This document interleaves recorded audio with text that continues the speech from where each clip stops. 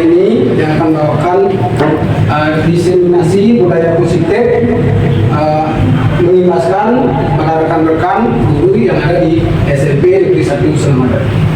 Baik teman-teman, sebelum kita mulai acara ini, mari kita berdoa dulu agar kegiatan diseminasi penerapan budaya positif hari ini bisa berjalan dengan lancar.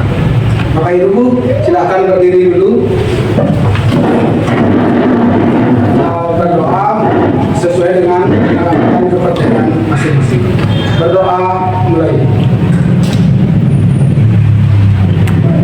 Berdoa selesai. Sebelumnya, silakan Bapak Ibu duduk kembali. Sebelum yang lanjutkan, mengucapkan Om Swastiastu, Assalamualaikum warahmatullahi wabarakatuh. Pada hari ini kita akan mengadakan diseminasi penerapan budaya positif di SMP Negeri 1 Selamatan.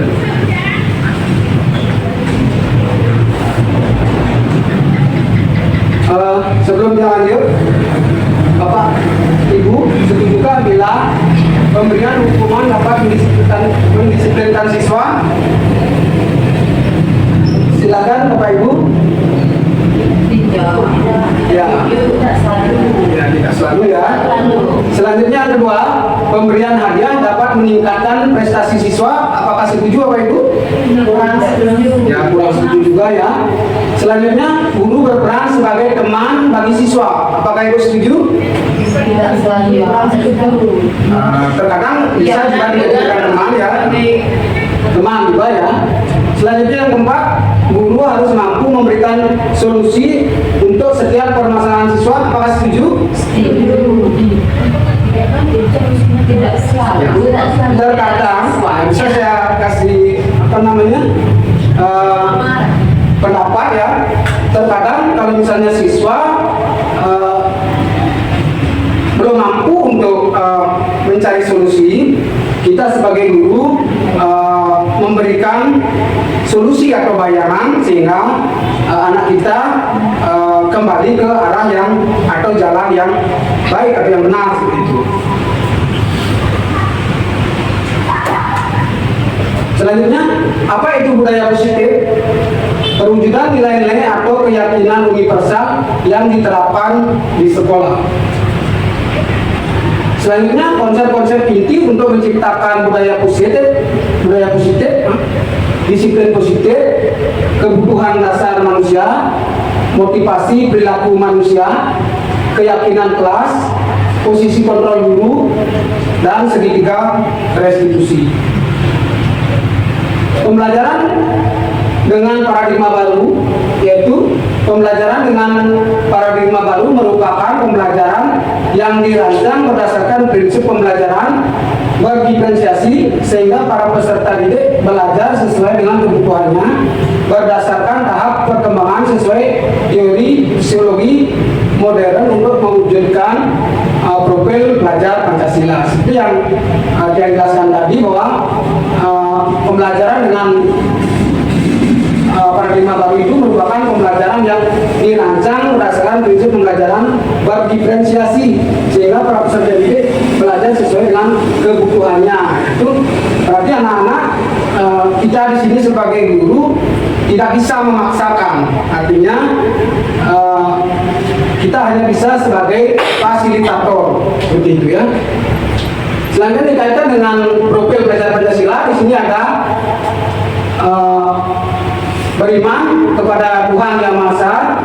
Selanjutnya berkebinekaan global, bergotong royong, kreatif, bernalar kritis dan mandiri. Miskonsepsi tentang care control yaitu yang pertama, ilusi guru mengontrol murid. Dalam arti kita selaku guru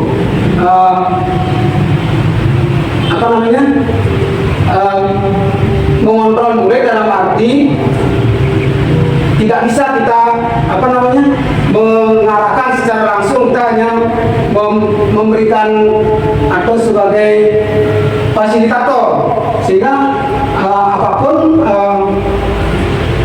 bakat murid itu sesuai berkembang sesuai dirinya sendiri seperti itu. Yang kedua, ilusi bahwa semua penguatan positif efektif dan bermanfaat. Berarti penguatan positif efektif dengan yang bermanfaat.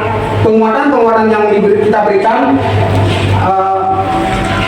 seyogyanya bersifat positif sehingga anak bisa berkembang dengan baik seperti itu. Selanjutnya, ilusi bahwa kritik membuat rasa bersalah mampu menguatkan karakter. Ilusi bahwa kritik dan membuat rasa bersalah mampu menguatkan karakter. Selanjutnya, ilusi bahwa orang dewasa berhak memaksa gitu ya. Berarti orang dewasa itu dalam ilusi ini, orang dewasa itu sebenarnya tidak boleh memaksa. Selanjutnya, ilusi guru mengontrol murid. Pada dasarnya kita tidak dapat memaksa murid untuk berbuat sesuatu jikalau murid tersebut memilih untuk tidak melakukannya. Walaupun tampaknya guru sedang mengontrol perilaku murid, hal demikian terjadi karena murid sedang mengizinkan dirinya dikontrol. Saat itu bentuk kontrol guru menjadi kebutuhan dasar yang dimiliki murid tersebut. Teori kontrol menyatakan bahwa semua perilaku memiliki tujuan, bahkan terhadap perilaku yang tidak disukai. Artinya setiap tindakan itu memiliki tujuan. Ilusi bahwa semua penguatan positif, efektif, dan bermanfaat.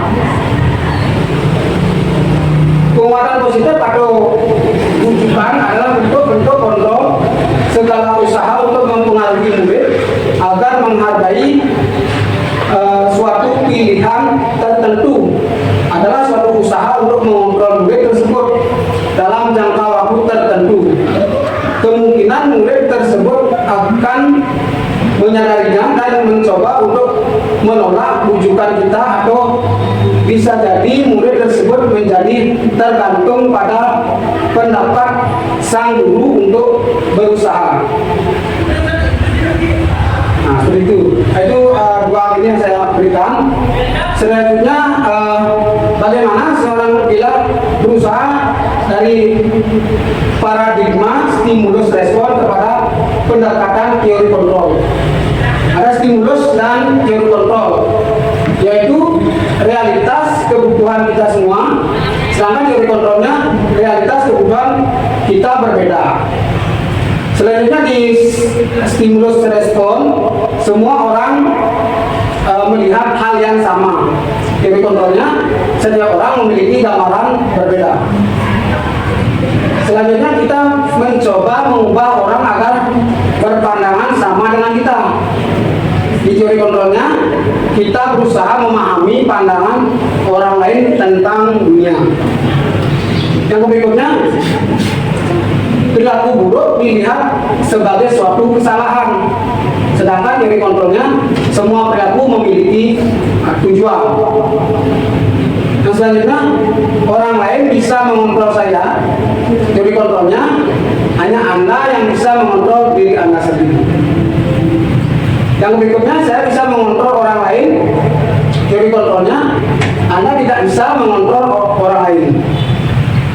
Selanjutnya, pemaksaan ada pada saat rujukan gagal. Selanjutnya, teori kontrolnya kolaborasi dan konsensus menciptakan pilihan-pilihan baru. Selanjutnya, model berpikir menang kalah, sedangkan teori kontrolnya model berpikir menang-menang. Nah, selanjutnya, disiplin positif. Disiplin positif di sini dari berasal dari kata disiplin yang artinya belajar.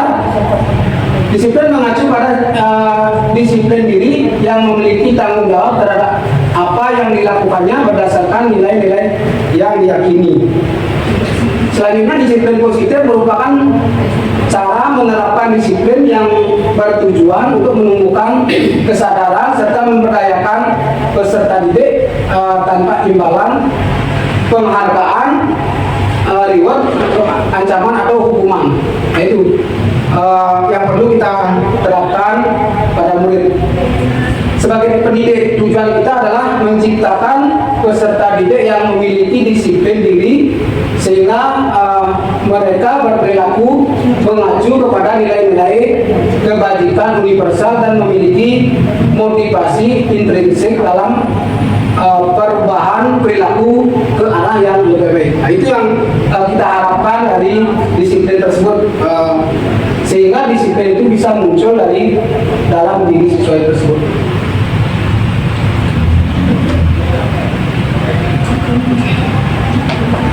Selanjutnya kita ke kebutuhan dasar manusia. Kebutuhan dasar manusia adalah segala sesuatu yang kita lakukan untuk mendapatkan apa yang kita inginkan.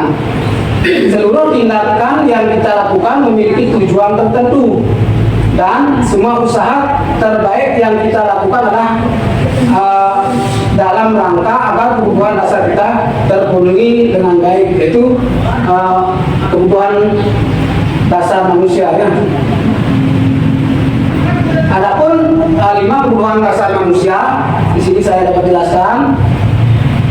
Yang pertama, bertahan hidup, yaitu kebutuhan makan, pakaian, selanjutnya tempat tinggal, keamanan dan kesehatan. Selanjutnya di kebutuhan dasar manusia yang kedua yaitu kasih sayang dan rasa diterima. Yang pertama, rasa diterima. Yang kedua, dipedulikan. Selanjutnya berbagi. Selanjutnya kerjasama. Yang berikutnya menjadi bagian dalam kelompok. Itu kebutuhan yang mencakup kebutuhan dasar manusia. Yang ketiga, penguasaan, yaitu harga diri, keinginan untuk dianggap sekaligus selanjutnya memimpin, berprestasi, diakui, didengar. Yang berikutnya yang termasuk juga kebutuhan dasar manusia yaitu kebebasan. Yang pertama, mandiri. Yang kedua, memiliki pilihan. Yang ketiga, mencoba hal baru. Yang keempat, mampu mengendalikan arah dirinya. Nah, itu yang keempat. Selanjutnya, yang terakhir itu kesenangan, yaitu bermain, humor, antusiasme dan tertawa. Nah, itu 5 kebutuhan dasar manusia. Ini saya ada kasus, mungkin Bapak Ibu bisa cermati di depan. Ibu Ani, guru kelas 5 di SD Pelita Hati, sedang bingung menghadapi ulah salah satu murid di kelasnya. Agus namanya.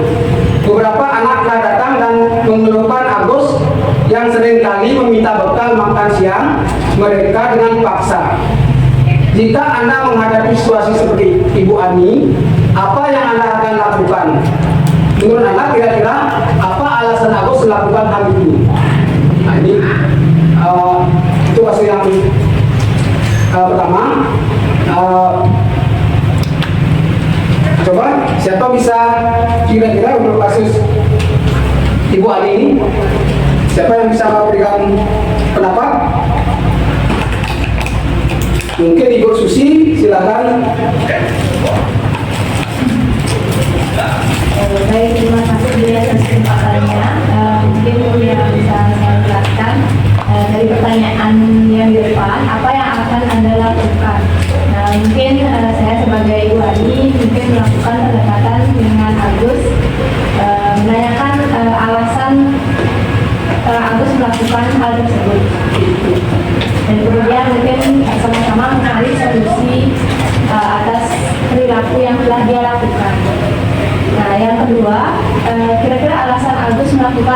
itu apa. Nah, dari cerita tersebut mungkin Agus menginginkan atau untuk memenuhi kebutuhan dasarnya, yaitu kesenangan. Mungkin dengan membuat temannya kesal, dia merasa senang, atau juga perlu kasih sayang dan rasa diterima. Baik, terima kasih. Bu Susi sudah memberikan tanggapan terkait dengan kasus yang dialami oleh Bu Ani ya. Bagus sekali. Mungkin di sana kebutuhan dasarnya yang beberapa ada yang kurang seperti ya, seperti kebutuhan bertahan hidup, rasa senang dan sebagainya ya. Nah, di sini saya akan berikan ilustrasi ya dalam kasus tadi. Dalam kasus penerapan disiplin positif, Ibu Ani sebaiknya mencari tahu alasan Agus melakukan tindakan tersebut agar mengetahui kebutuhan mana yang sedang berusaha dipenuhi Agus. Yang pertama, apabila jawaban Agus karena ia lapar dan orang tuanya tidak membawakannya bekal, maka makan siang kebutuhannya adalah bertahan hidup. Selanjutnya yang kedua, apabila jawaban Agus karena ia senang temannya jadi memperhatikan dia, kebutuhannya adalah cinta dan kasih sayang atau kebutuhan untuk diterima. Nah, itu mungkin tergantung seperti apa yang alasan yang disampaikan oleh Agus, yang disampaikan oleh Ibu Susi tadi ya. Selanjutnya yang ketiga, apabila jawaban Agus adalah dia merasa hebat karena temannya jadi takut dan menuruti keinginannya, kebutuhannya adalah penguasaan atau pengakuan atas kemampuannya. Nah, berarti kalau misalnya si Agus ini jawabannya dia merasa hebat karena temannya jadi takut dan menuruti keinginannya ya, berarti penguasaan atas kemampuannya ya, itu artinya ya. Selanjutnya yang berikutnya, apabila jawaban Agus karena dia merasa bosan dengan bekal yang dibawakan ibunya karena selalu membawakan bekal yang sama, berarti kebutuhannya adalah kebebasan, kebutuhan akan pilihan gitu. Berarti seperti yang dijawab oleh Agus itu karena dia bosan sehingga dia mengganggu temannya dengan mengambil bekal temannya itu sendiri. Selanjutnya, apabila jawaban Agus adalah karena iseng saja dan dia menikmati ekspresi wajah temannya yang kesal karena diambil makanannya, berarti kebutuhannya adalah karena kesenangan seperti itu. Sampai di sana bisa dipahami Bapak Ibu? Nah. Selanjutnya motivasi perilaku manusia. Ini yang bisa memotivasi perilaku manusia itu ada dari ekstrinsik dan intrinsik. Nah itu kalau motivasi yang di ekstrinsik itu yang pertama itu untuk menghindari ketidaknyamanan atau hukuman. Itu biasanya motivasi yang timbul dari ekstrinsik. Bisa juga untuk mendapatkan imbalan atau penghargaan dari orang lain. Selanjutnya kalau motivasi yang berasal dari intrinsik, biasanya untuk menjadi orang yang mereka inginkan dan menghargai diri sendiri dengan nilai-nilai yang mereka percayai. Selanjutnya motivasi perilaku manusia yang dari intrinsik juga biasanya untuk menjadi orang yang mereka inginkan dan menghargai dirinya sendiri dengan nilai-nilai yang mereka percaya.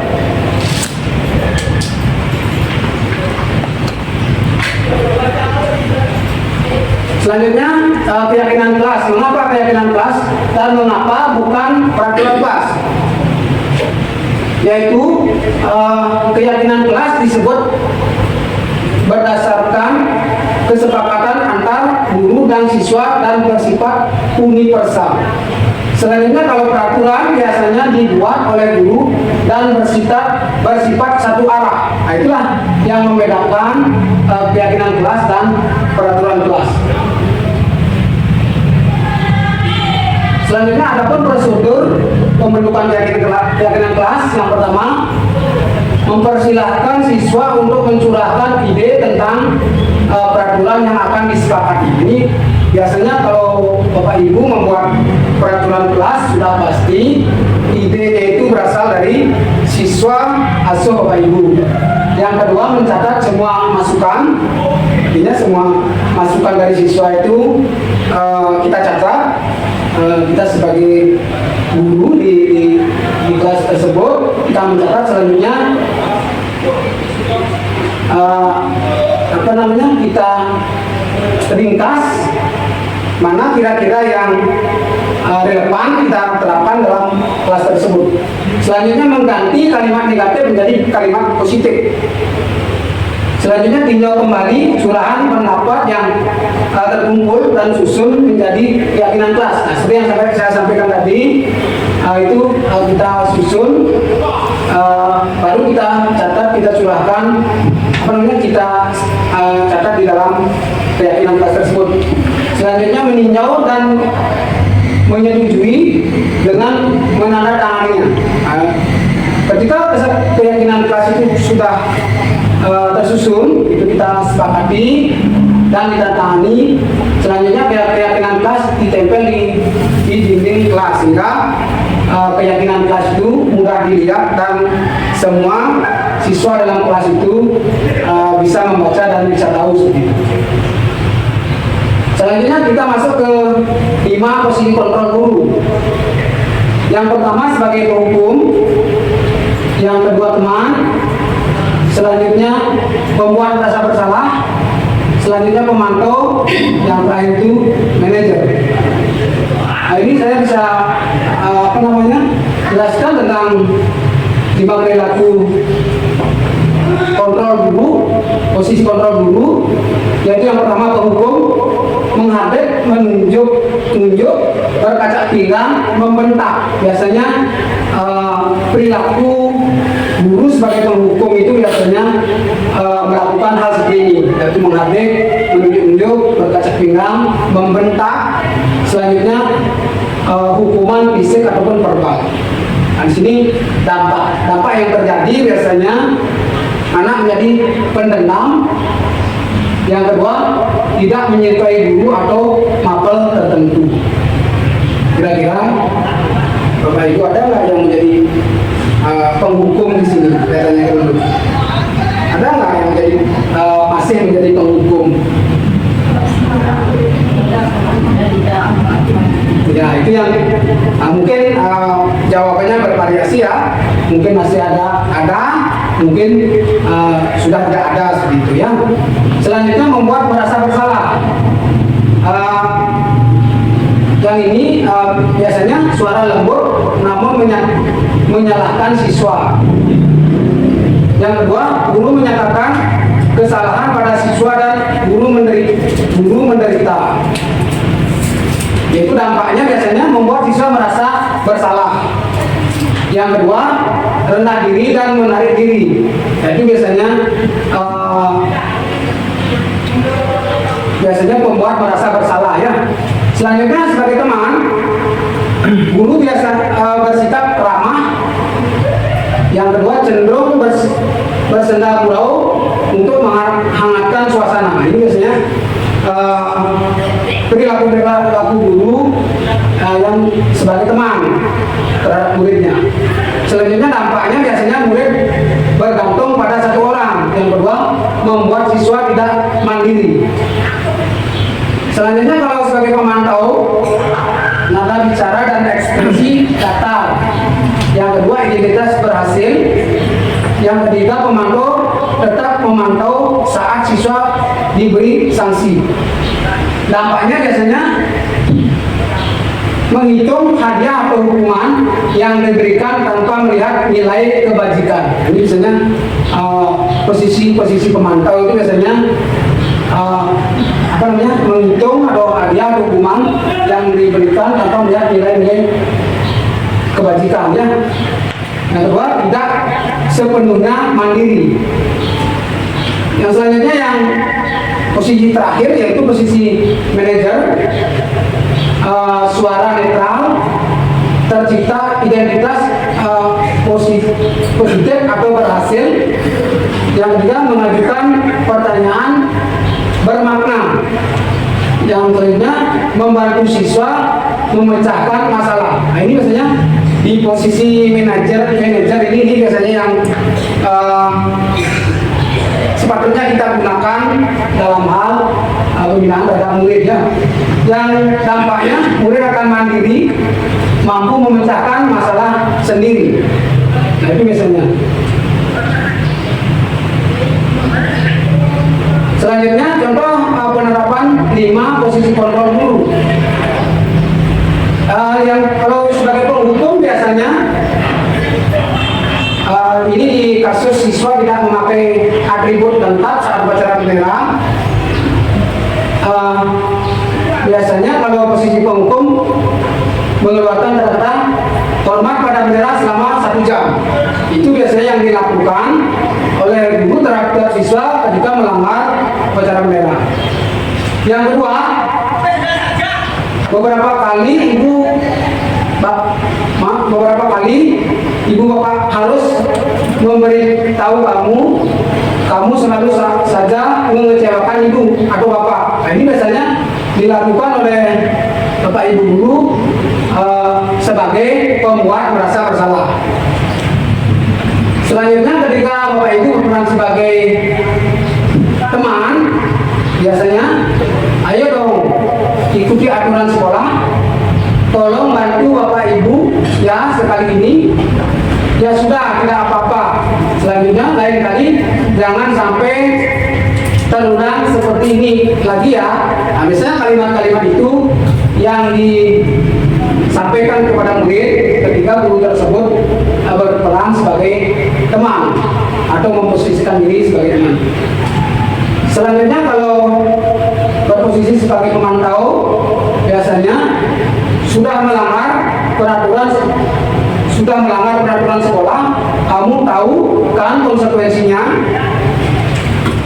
Selanjutnya setelah upacara kamu beli atribut yang di koperasi dan jangan diulangi lagi. Nah, itu biasanya kalimat-kalimat yang diucapkan terhadap murid ketika murid tersebut melanggar atau tidak mematuhi peraturan upacara. Selanjutnya di posisi manajer, ini posisi yang biasanya yang paling tepat atau paling bagus diterapkan terhadap siswa adalah biasanya kalimatnya adalah apakah kamu tahu kesalahanmu? Nah, itu kita bertanya sebelum kita mengambil tindakan. Selanjutnya kira-kira bagaimana kamu memperbaiki kesalahanmu? Nah, kalimat-kalimat seperti itulah yang semestinya kita ungkapkan terhadap siswa ketika posisi kita sebagai manajer. Nah, sekarang Bapak Ibu, posisi kontrol apakah Bapak Ibu ketika kalimat ini diucapkan ke siswa? Saya kecewa sekali dengan kamu. Nah, siapa yang bisa kira-kira memberikan tanggapan terkait dengan kalimat tersebut? Coba Ibu Susi, silakan. Dari kalimat di depan, saya kecewa sekali dengan kamu itu adalah membuat rasa bersalah. Ya. Ya, bagus sekali Bu Susi. Saya kecewa sekali dengan kamu ya. Berarti anak itu secara langsung sudah dia merasa bersalah karena tanpa kita ada klarifikasi terhadap kesalahan siswa tersebut, kita langsung ya saya kecewa sekali dengan kamu. Ya. Selanjutnya di posisi ini, apa rencanamu untuk menyelesaikan masalah ini? Siapa mungkin bodoh dunia? Baik, kalau menurut saya dengan pertanyaan seperti itu dalam posisi kontrol sebagai manajer. Ya, bagus sekali ya. Artinya kita bertanya pada siswa, rencanamu untuk menyelesaikan masalah ini. Ya, berarti di posisi manajer. Ayo lakukan demi Bapak dan Ibu. Kalau seperti ini, mungkin Bu Dia, silakan. Baik, terima kasih atas waktunya. posisi kontrol, kalau ada pertanyaan, ayo lakukan lagi Bapak atau Ibu ya. Menurut saya ini sebagai kontrol teman. Teman ya? Ya. Ya, bagus sekali. Ayo lakukan demi Bapak Ibu ya. Nah, ini berarti teman. Biasanya dia kata-katanya lebih halus ya, lebih halus. Sehingga anak itu kita posisikan sebagai teman. Nah, ini kalau menurut pendapat saya, ini sering kita gunakan ya. Tidak hanya sebagai manajer saja segitu. Terkadang kita pun mengharapkan anak itu kita posisikan sebagai teman seperti itu. Yang berikutnya, posisi kontrol apakah? Kamu selalu salah. Kamu selalu salah. Jawab Bu. Biar Bu Satya. Baik, terima kasih kesempatannya. Pertanyaan kamu selalu salah. Menurut saya posisi penghukum.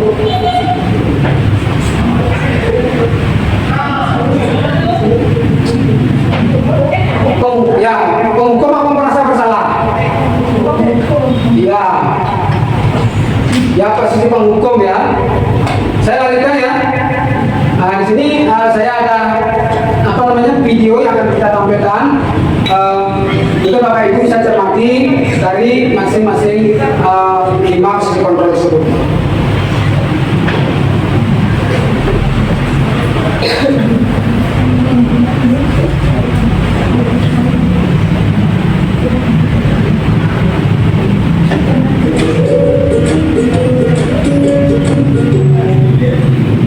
Salam bahagia Ibu dan Bapak Guru hebat. Dalam penerapan risiko positif restitusi, salah satu program yang dikembangkan adalah 5 posisi kontrol. 5 posisi kontrol dalam restitusi adalah proses perjalanan seorang pendidik agar dapat mengalir dirinya. Pada film kali ini, kita akan membahas tentang 5 posisi kontrol yang dikembangkan oleh Dayan dosen dan contoh penerapannya.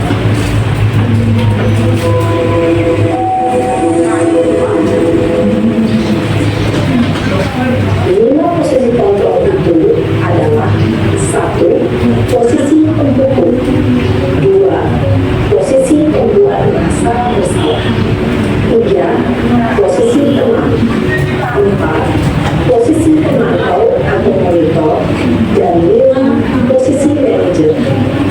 Untuk lebih memahami kelima posisi tersebut, mari kita saksikan kasus kemarin yang terlambat hadir 20 menit di sekolah dan melihat bagaimana kelima posisi kontrol dalam menghadapi masalah tersebut.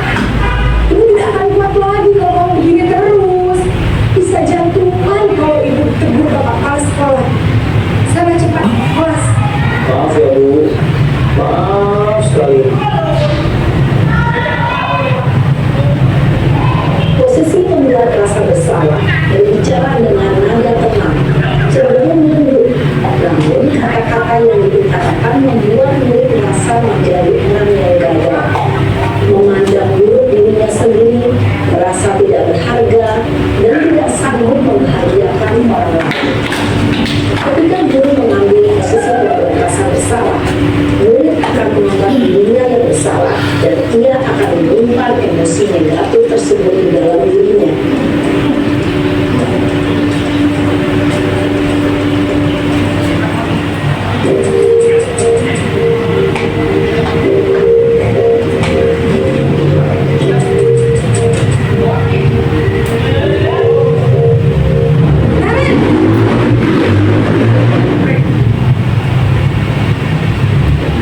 Apa Ibu? Wah, sudah jam berapa ini nak? Terlambat lagi ya sayang. Iya Bu, habis ibu saya lupa bangunkan saya Bu. Kamu yang menyalahkan ibu kamu. Kamu bukannya anak yang larinya paling kencang. Kok terlambat sih? Iya Bu, saya memang terlambat banget tadi. Jadi biarpun saya lari kencang, tetap gak kekejar Bu. Ya sudah sana. Nanti lain kali larinya lebih kencang lagi ya. Biar gak terlambat lagi. Bikin seneng ibu. Demi ibu. Bisa kan? Bisa lah Bu. Ya sudah sana masuk kelas. Ibu beresin urusan absen kamu. Kamu ini ada-ada saja. Dalam posisi teman, guru berbicara dengan nada suara ramah, akrab, cenderung bersenda gurau untuk menjaga suasana tetap santai. Murid akan merasa senang, aman, dan akrab dengan guru. Identitas yang tercipta adalah identitas sukses atau berhasil. Namun, perlu diingat, karena ini masih dorongan eksternal, maka ada faktor ketidaknyamanan. Di sini, guru absennya, sehingga di lain waktu, murid bisa berperilaku baik, namun hanya kepada orang-orang tertentu saja.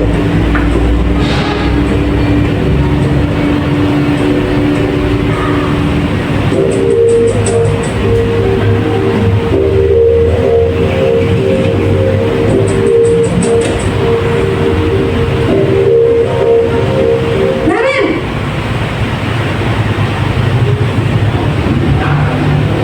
Selamat pagi Bu.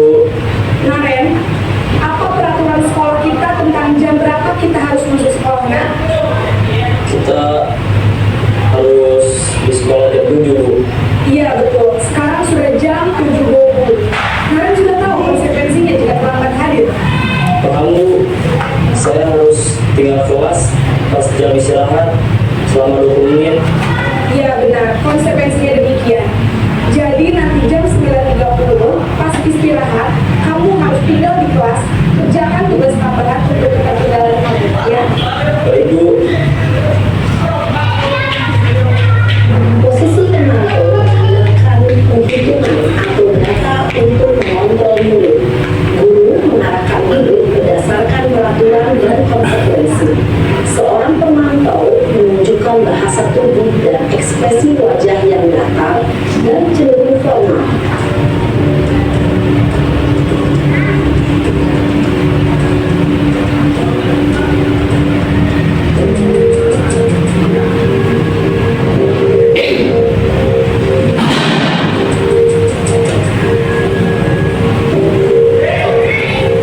Naren!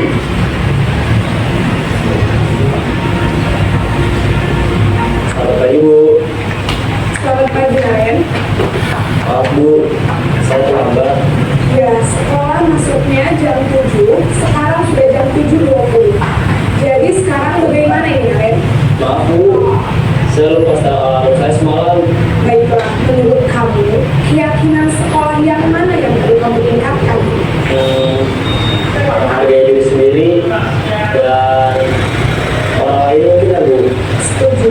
Jadi, apakah Naren meyakini prinsip saling menghormati tersebut? Iya Bu, saya meyakininya. Apakah Naren bersedia memperbaiki masalah keterlambatan ini? Bersedia Bu.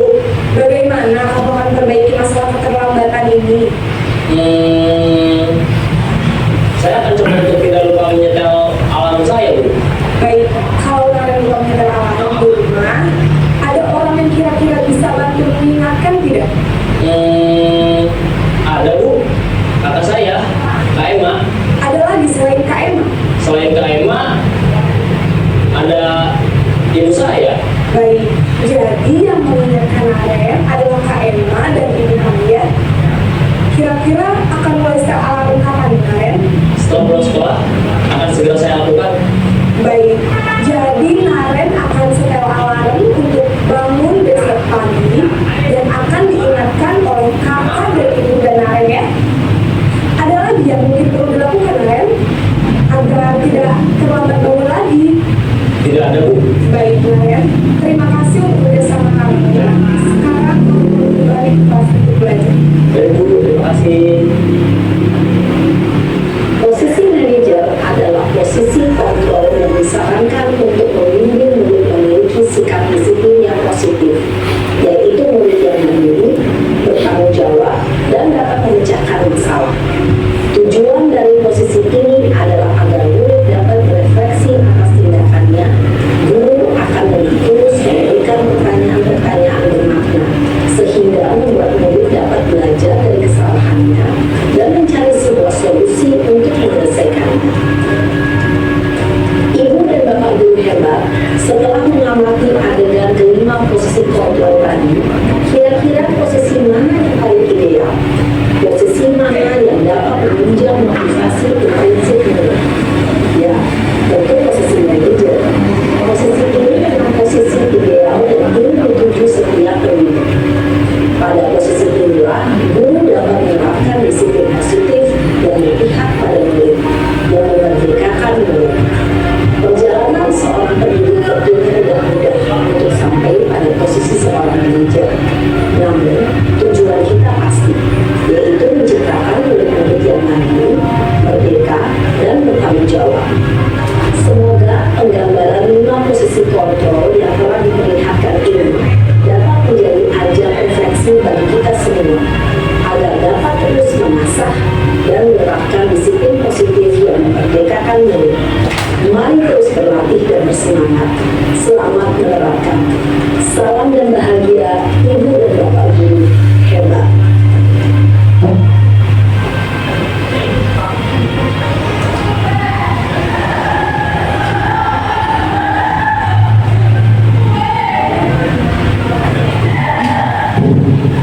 Baik, demikian tadi setelah kita saksikan video penguatan tentang 5 posisi kontrol. Mudah-mudahan dengan video tadi Bapak Ibu semakin kuat, semakin yakin bahwa posisi manajer lah yang paling kita harapkan dalam kita melakukan pembelajaran di sekolah. Itu Bapak Ibu. Selanjutnya kita lanjutkan dengan segi restitusi, yaitu suatu proses dialog yang dijalankan oleh guru agar dapat menghasilkan murid yang mandiri dan bertanggung jawab. Adapun segitiga restitusi yaitu validasi tindakan yang salah,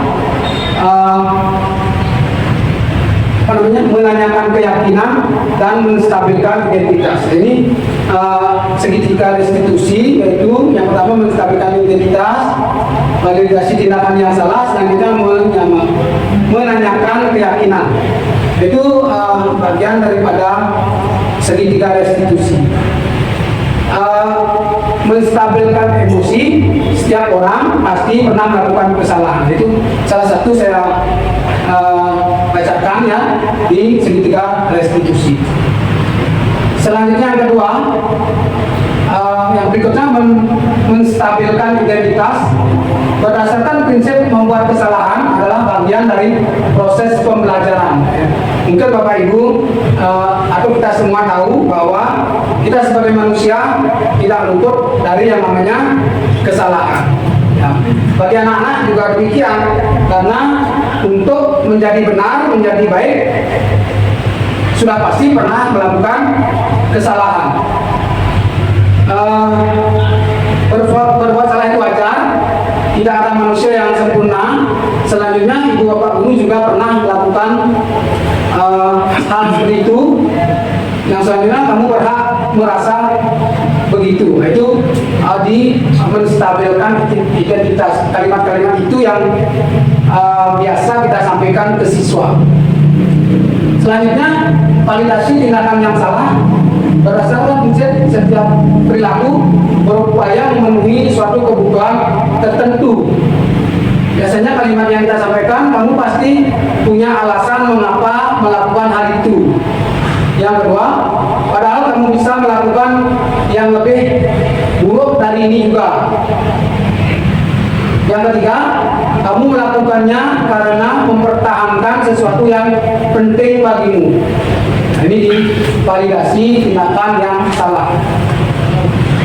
Yang berikutnya, menanyakan keyakinan.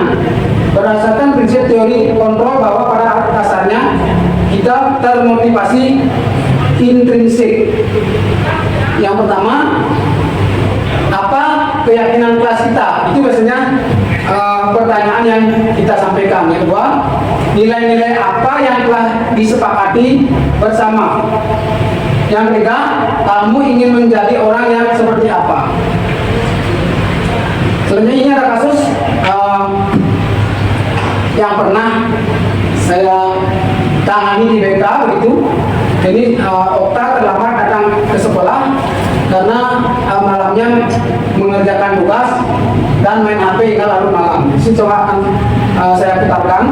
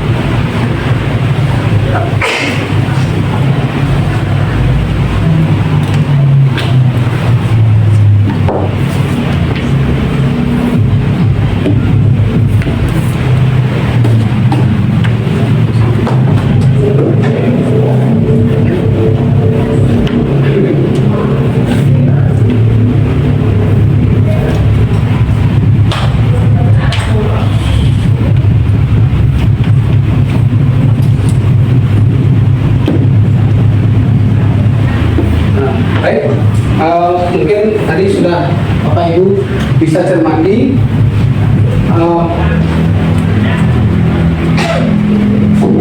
Tadi sudah bisa lihat Bapak Ibu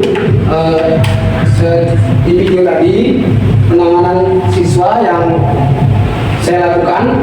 Contoh penanganan siswa dengan seketika restitusi dengan bertanya sesuai yang seperti video tadi, sehingga anak tersebut bisa kembali ke arah yang lebih baik seperti itu. Ini juga saatnya kita di penghujung kegiatan, yaitu di penutup. Mungkin di sini saya dapat sampaikan dalam penerapan program disiplin positif, hendaknya guru memiliki standar kepribadian profesional dan sosial yang baik, di mana guru mampu merefleksi dirinya dalam posisi kontrol saat ini, bagaimana perjalanan dirinya sebagai AMO atau manajer yang menuntun murid-muridnya menjadi insan yang mandiri, mereka dan bertanggung jawab. Tadi Bapak Ibu sudah bisa cermati video yang saya tampilkan tadi. Mungkin di pemaparan saya dalam pemaparan diseminasi budaya positif ini ada hal-hal yang kurang atau perlu dikoreksi. Begitu juga di video, kami persilakan waktunya untuk Bapak Ibu untuk mungkin memberikan masukan atau tanggapan. Untuk waktu persilakan. Baik, terima kasih atas waktu dan kesempatannya. Tadi dalam video penerapan segitiga distribusi ya. Nah, di sana sudah yang cermati, mungkin sudah ada mengenai menstabilkan identitas, terus validasi tindakan yang salah, terus ada juga menanyakan keyakinan. Sudah tercover semuanya di sana ya untuk videonya. Nah, mungkin dari kesimpulan atau refleksi dari penerapan atau diseminasi budaya positif di sekolah, mungkin sudah semua dapat dipaparkan tadi mengenai 5 kebutuhan dasar manusia. Terus ada posisi kontrol manusia, yaitu terus ada segitiga restitusi, itu juga kita dapat lakukan di sekolah. Mungkin itu saja yang bisa saya sampaikan. Terima kasih. Baik, terima kasih Bu Dore sudah memberikan tanggapan pada apa yang saya paparkan tadi. Selanjutnya mungkin Ibu Eka bisa memberikan tanggapan sedikit tentang apa yang saya paparkan dan apa yang saya tampilkan tadi di video.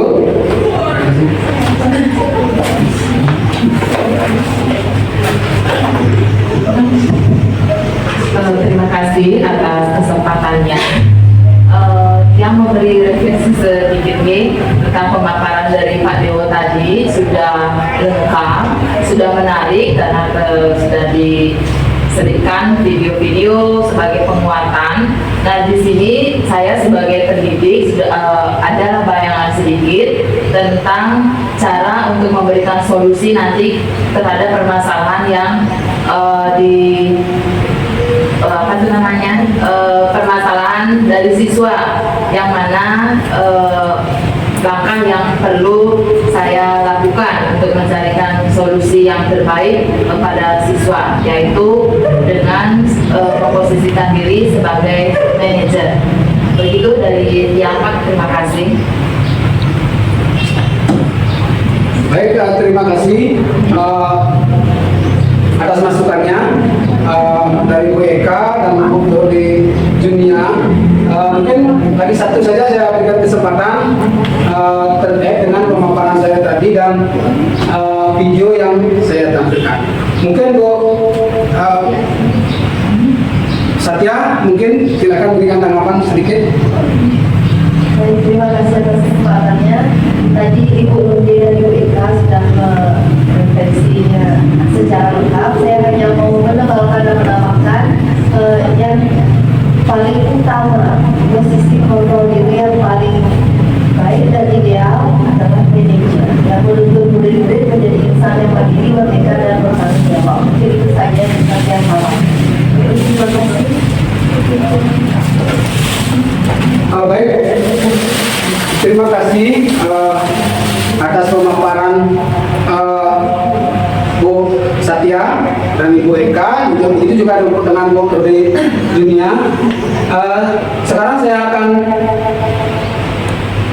tutup kegiatan ini. Mungkin itu saja yang bisa saya sampaikan pada pertemuan hari ini.